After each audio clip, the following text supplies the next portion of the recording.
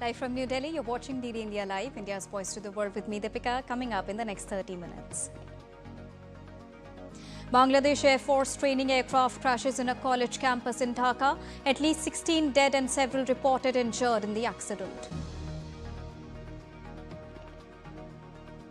India's Civil Aviation Minister slams Western media over Air India crash narrative, informs black box decoded in the country for the first time.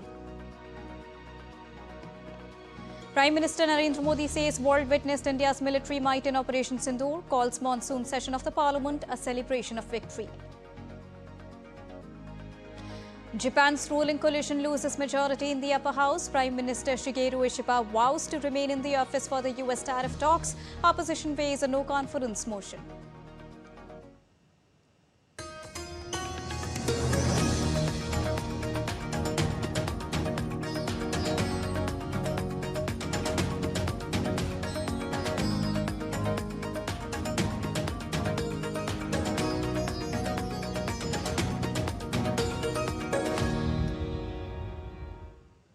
Prime Minister Narendra Modi on Monday stressed that the Parliament's monsoon session is like a Vijay Utsav as the Indian Armed Forces achieve their objectives under Operation Sindoor with 100% success, demolishing the masterminds behind the terrorism in their hideouts. Briefing the media before the start of the session, Prime Minister Narendra Modi underscored that the world has witnessed the strength of India's military power. पूरी दुनिया ने भारत की सैन्य शक्ति का, भारत के सैन्य के सामर्थ्य का रूप देखा है। ऑपरेशन सिंदूर में भारत की सेना ने जो लक्ष्य निर्धारित किया था 100% अचीव किया। आतंकियों के आकाओं के घर में जाकर के 22 मिनट के भीतर भीतर ऑपरेशन सिंदूर के तहत उसको जमींदोज कर दिया गया। The Prime Minister also hailed the multi-party delegations for their participation in the global outreach program under Operation Sindoor, calling it a reflection of India's collective strength and growing stature on the world stage. Pahalgam की क्रूर हत्या, अत्याचार, नरसंहार पूरी दुनिया चौंक उठी थी। आतंकवादी और आतंकवादी के आके दुनिया का ध्यान उनकी तरफ केंद्रित हुआ था और उस समय दल हित छोड़ करके देश हित में हमारे ज्यादातर दलों के प्रतिनिधि, ज्यादातर राज्यों के प्रतिनिधि विश्व भ्रमण किया, दुनिया के अनेक देशों में गए और एक स्वर से दुनिया के सामने आतंकवादियों का आका पाकिस्तान को बेनकाब करने का एक बहुत सफल अभियान चलाया। मैं आज राष्ट्रहित में किए गए इस महत्वपूर्ण कार्य के लिए उन सभी सांसदों की सराहना करना चाहता हूं, सभी दलों की सराहना करना चाहता हूं और उसने देश में एक सकारात्मक वातावरण पैदा किया। विश्व ने भारत की बात को स्वीकार करने की दिशा में अपने मन के द्वार खोले। The monsoon session of India's Parliament began on Monday and will continue till the 21st of next month with a total number of 21 sittings. The lower house saw multiple disruptions throughout the day. The Lok Sabha paid tribute to the innocent lives lost in the horrific Pahalgam terror attack and to the victims of the Air India crash in Ahmedabad. The House also paid tribute to the flood victims. Now in Rajya Sabha, which is the upper house of the Indian Parliament, Minister for Civil Aviation K. Ram Mohan Naidu informed that the Aircraft Accident Investigation Bureau follows a definitive, rule-based process and is totally unbiased in probing Air India plane crash. Now there can be many questions also. I have seen multiple articles myself. I have seen multiple articles not only by the Indian media but also the Western media trying to promote their own narrative, their own viewpoint, their own kind of consideration. But I have to tell you that the way we are seeing the investigation is through the facts. He further added that this is the first time that a black box has been decoded in India. We have our own investigation body, which is the Aircraft Accident Investigation Bureau, which got into the investigation process right after the incident with the subject experts into the site. And they have started their process according to the international protocol, and they have involved subject matter experts, all the international necessary people who are supposed to be participating in the investigation. And they have gone through the first set of investigation process and they have given us the preliminary report. It was for the first time that as a country, India took a stand that the black box which was achieved, even if it was damaged, that the whole decoding process is going to happen in the country. And we have successfully done it in the country. Now, at least 16 killed and more than 100 were injured as a Bangladesh Air Force training aircraft crashed in a college campus in Dhaka. The pilot of the aircraft was also killed after the Bangladesh Air Force F-7BGI training aircraft crashed inside Milestone College compound on Monday afternoon at around 1:30 p.m. local time. 3 firefighting units were dispatched to the scene.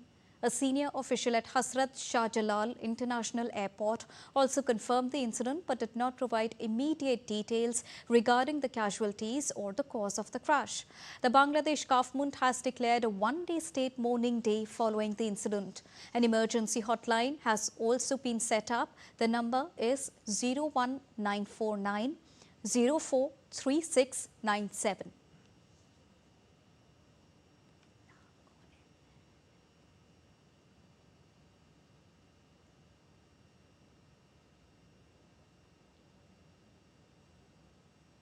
And now to get you more on this, I'm joined by DD India correspondent Naval Singh Parmar from Bangladesh. Good evening, Naval Singh. What is the current status of relief and rescue operation there after the crash? Well, fire has been those at the incident site and all the people who were injured and got injury, burn injury, have been shifted to the various hospitals in Dhaka. But according to the latest report, 19 people have been killed in this incident, and according to the hospital data, and around 80 to 100 people have been injured, got burn injury, and they are under treatment in various hospitals of Dhaka. And also, what could be the possible reason of the crash? Have there any initial reports been put in front of the media? As per the latest update, there is no such report. All right. Thank you so much, Naval Singh, for joining us and bringing us the latest on the crash incident. Moving on. Japanese Prime Minister Shigeru Ishiba said on Monday he needed to continue in the office after his ruling coalition suffered defeat in upper house of the elections. Ishiba told a news conference he would remain in office to oversee tariff talks with the United States and other pressing matters such as rising consumer prices. Ishiba offered his apologies after his coalition's loss.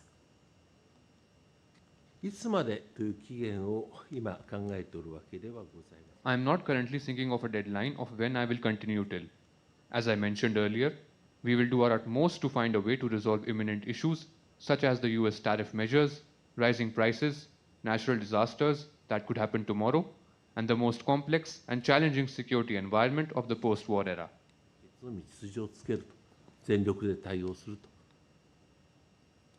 Now, Japan's ruling coalition has lost its majority after the far-right Saito party emerged as one of the biggest winners in Japan's upper house elections on Sunday. The party won 14 seats and second place was the Constitutional Democratic Party of Japan that won 22 of those being contested, following by the Democratic Party for the People with 17. Saito wants stricter rules and limits on immigration, opposes radical gender policies and wants a rethink on decarbonization and vaccines.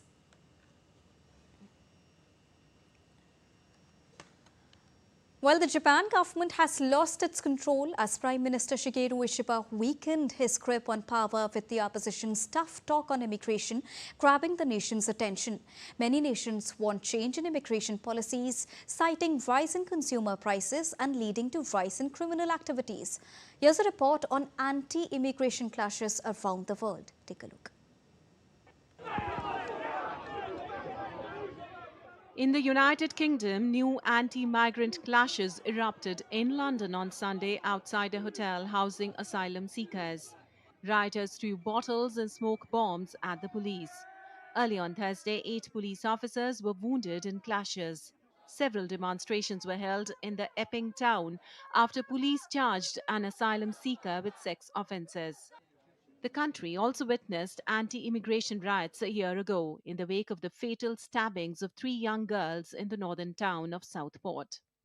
Immigration has become a top concern for UK voters as Prime Minister Keir Starmer published a white paper policy document calling for changes to make it harder to settle in the UK.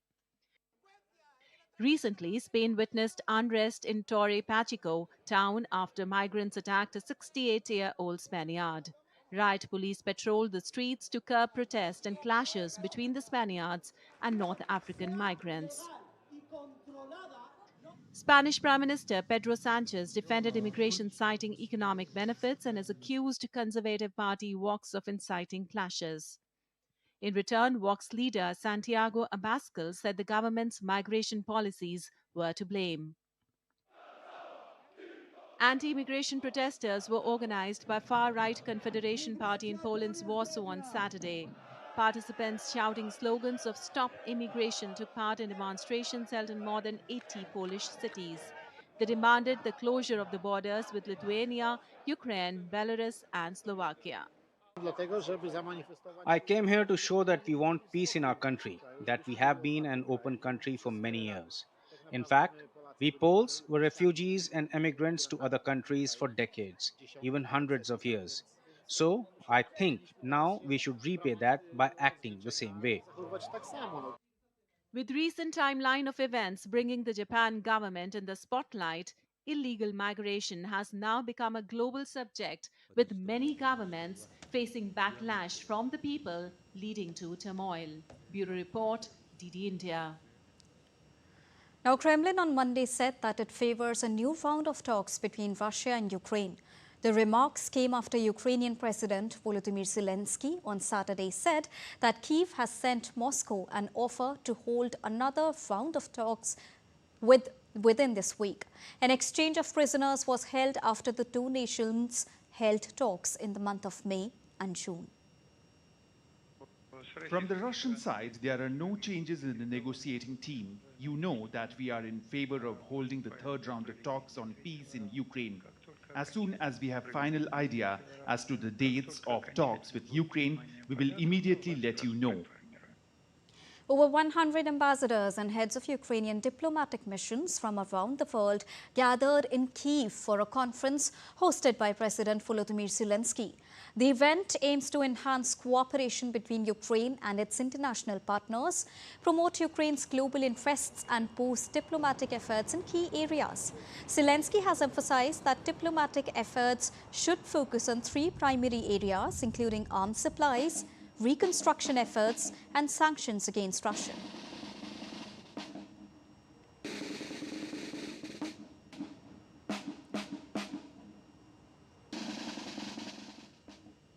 Meanwhile, in a latest update on Russia-Ukraine conflict, Ukraine's sustained drone attack on Russia led to airports in Moscow to be temporarily shut down on Monday, which caused thousands of passengers waiting in line or sleeping on the floor after flights were cancelled or delayed. Russia's defense ministry said that it had downed 117 drones overnight, including 30 over the Moscow region, after downing 172 drones, including 30 over the Moscow region the previous day. Meanwhile, Russian strikes on Ukraine's capital Kyiv on Monday killed at least one person and left a shop and school on fire, according to city officials. Now, Ukraine's Air Force said that Russia had launched 426 drones and over 24 missiles in an overnight air attack on Ukraine. The Air Force said it downed or jammed 224 drones and missiles, while another 203 drones disappeared from radars, most likely having been jammed by electronic warfare. Iran, Britain, France and Germany will hold nuclear talks in Istanbul on Friday.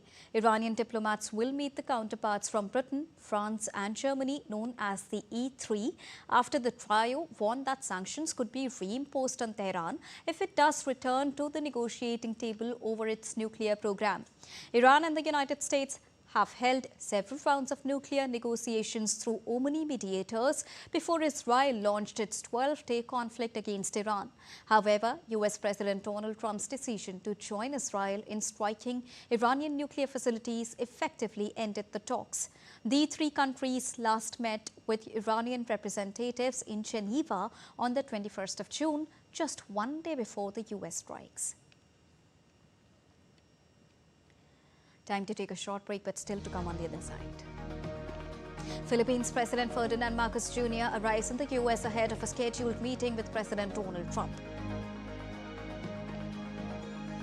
And after the break, we'll give you an inside report on holiday poverty.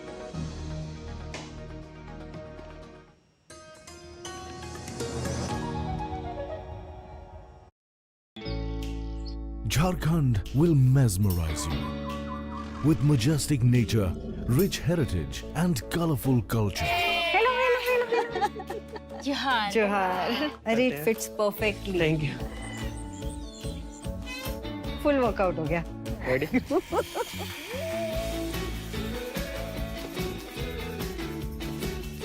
Postcards from Jharkhand on National Geographic.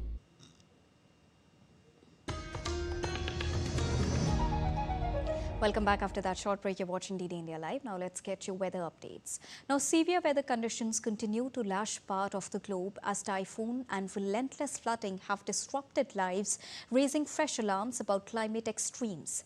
Typhoon Wipa has side-wiped Hong Kong and parts of southern China, causing widespread disruption. The storm triggered severe flooding, grounded over 200 flights and brought transportation to a standstill across the region. Heavy rainfall is forecast to continue across coastal regions in South China until Tuesday morning. Vietnam's Prime Minister has put coastal provinces on emergency footing for Typhoon Wipa, saying it could cause flooding and landslides as airlines cancelled flights ahead of the storm's expected landfall early on Tuesday. Meanwhile, South Korean President Lee Jae-myung visited flood-hit areas in Sancheong County on Monday, pledging a swift and thorough response to the disaster that has battered parts of the country this week. Moving on, Philippines President Ferdinand Marcos Jr. arrived in the US on Sunday ahead of a scheduled meeting with President Donald Trump this week, aiming to leverage Manila's role as a key Asian ally to negotiate a more favorable trade agreement before the August 1st deadline. Marcos will be the first Southeast Asian leader to meet Trump in his second term. Now, Britain's government will abolish its main regulator of the water industry and create a new single body for oversight of the sector.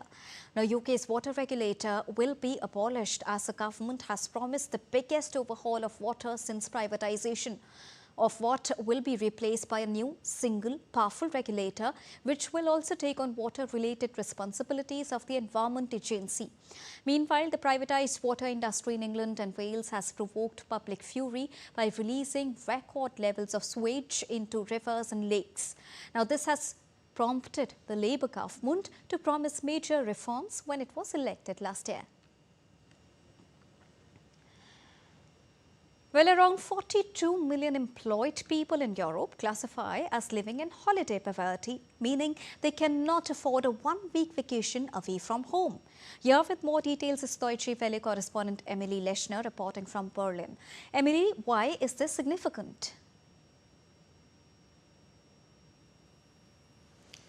Well, what makes this so significant is that the number has been rising for 3 years in a row. That's according to a new report published by the European Trade Union Confederation.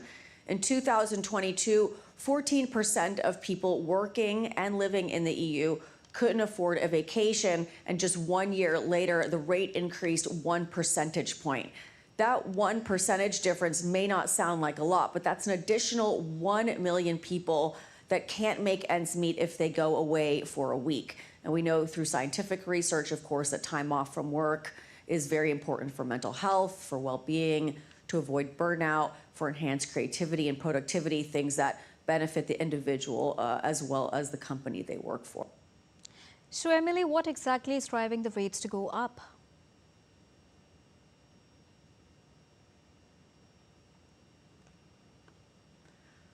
Well, in general, places with stronger economies and higher annual net incomes have lower rates of this so-called holiday poverty, though not always. Ireland, for example, has one of the highest net incomes in the EU, but 17% of its working population can't afford a week of vacation away. So what holiday poverty really stems from is the combination of rising costs for food, for accommodation and transportation, while at the same time purchasing power is decreasing. So there are a number of things happening that play a role in this. Many European cities are experiencing a housing crisis. There just aren't enough places to live and rent, and it's unaffordable. So city governments are cracking down on things that exacerbate the housing crisis, like short-term rentals, like Airbnb. At the same time, these short-term rentals are what made holidays affordable for many people who just couldn't pay for a hotel. So it's a bit of a double-edged sword. And meanwhile, the tourism sector, it's one of many sectors that is trying to meet new EU digitalization and sustainability standards. So for example, regulations under the European Green Deal, they require airlines and cruise operators to report emissions. Accommodations are dealing with stricter eco-certification standards. That takes a lot of upfront investment, and that's driving up costs for holidaymakers. So that's one of the things that's contributing to this discrepancy and the rise in the rate going up from last year to this year and for the last 3 years in a row. All right, thank you so much, Emily Leshner, for joining us and getting us the latest. Moving on, let's now take a look at other stories making news around the world in brief. In Greece, 5 people were arrested in connection with the killing of Berkeley professor earlier in July, appeared in an Athens court. The 5 included the ex-wife of the professor, who's denied any involvement in the case. In Singapore, a local waste company, 800 Super, has pushed ahead with a wider rollout of its smart recycling boxes. More than 8,300 kilograms of materials like metal, plastic and paper have been collected and recycled through these smart recycling boxes. 800 Super is the public waste collector appointed by the National Environment Agency. Dancers in traditional red and gold costumes performed the ancient Palo Valado dance, the flying pole dance, recently in Guatemalan town of Cubalco. Leaping from a 22-meter pine trunk, performers were seen attached only by ropes tied to their legs. The spiritual ceremony represents a living testament to the cultural identity of the Maya Achi people and takes place over 10 days from the 16th till the 25th of July.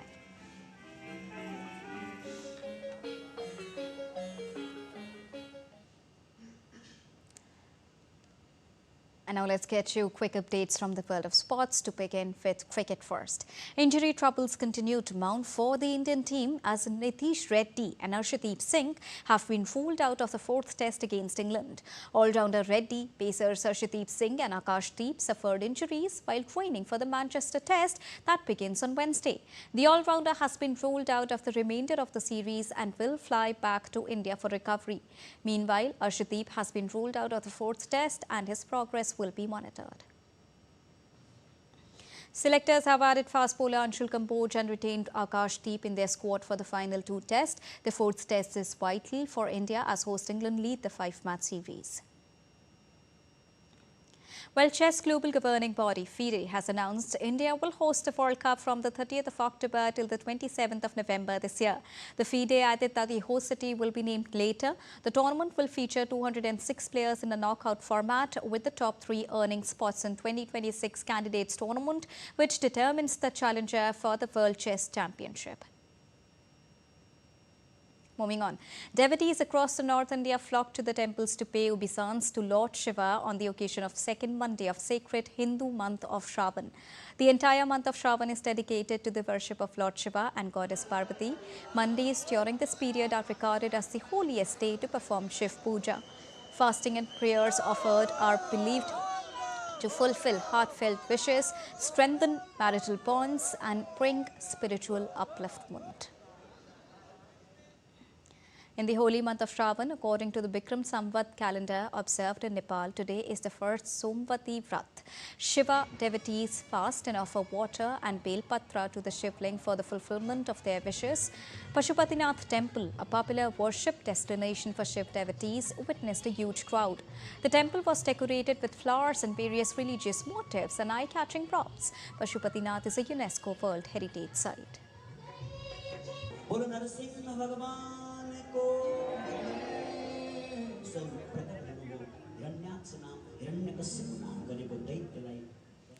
And that's all for this edition of DD India Live, but do let us know your thoughts on the news of the day. For those on the go, you can get all the latest news and updates from India and across the world on the DD India mobile app.